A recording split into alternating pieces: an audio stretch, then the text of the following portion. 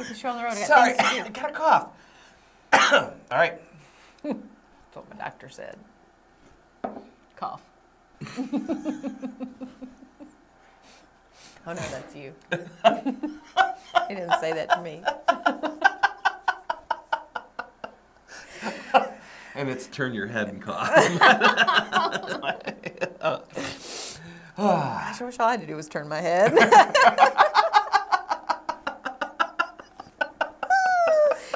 Okay, focus.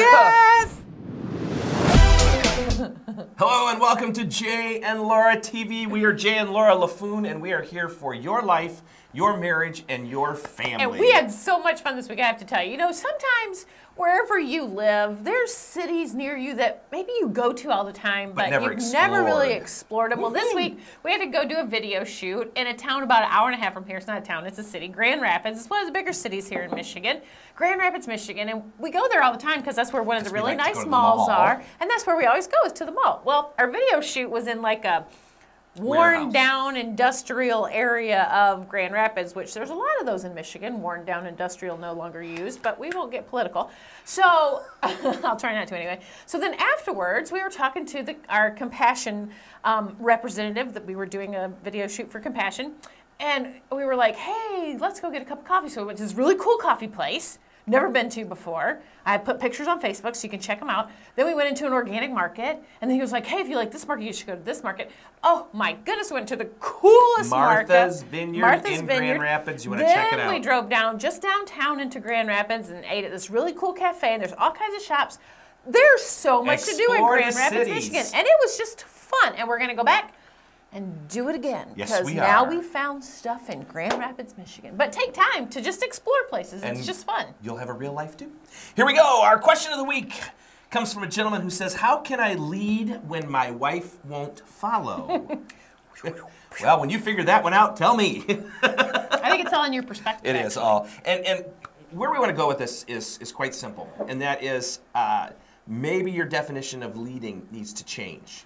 And instead of looking at it as leading and following, because we're supposed to walk side by side, maybe look at it as not as leading, but as serving your wife. How can I serve my wife? And when I serve my wife, guess what's going to happen? She's going to naturally want to follow you, okay, as you're serving. And I really learned this a number of years ago. My mom slipped and fell on the ice. And she broke her leg between her knee and her ankle in 15 spots. It's been like 20 years ago. Yeah, that was a long time ago. But she shattered the bone. The bone just twisted and she wore this device. It just went poof. Yeah, called a Manelli Spinelli. Or something like that. Something like that. And it was all these pins going through her leg and attached to these metal plates. Well, my dad had to get down on his hands and knees every day and clean those places where the pins came out of her leg. It was grueling. It took like an hour every time. He had to do it twice a day. The doctors told her that she'd be in this device 6 weeks. Well, it ended up she was in the device for 9 months. Fully healed, fully recovered, but for 9 months, my father got down on his hands and knees and served my mom. And I think that was one of the real building blocks, turning points, whatever you want to say in their marriage, was she realized he was a servant first.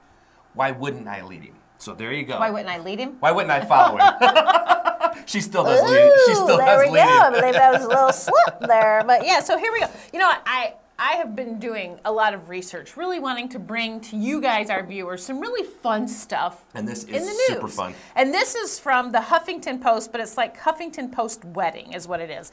And on January 8th, and I'm sure this has happened before, but I just thought this was cool, a couple in Georgia, actually from Georgia, got married. Now, here's the unique part. This is really cool. He's in Afghanistan. She's in Georgia.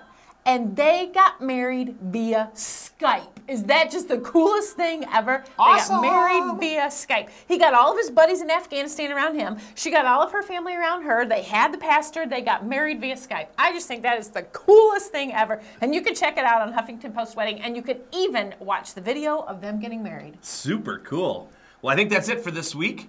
We are Jay and Laura. This has been Jay and Laura TV. We are here for your life, your marriage, and your family, and we will see you next week.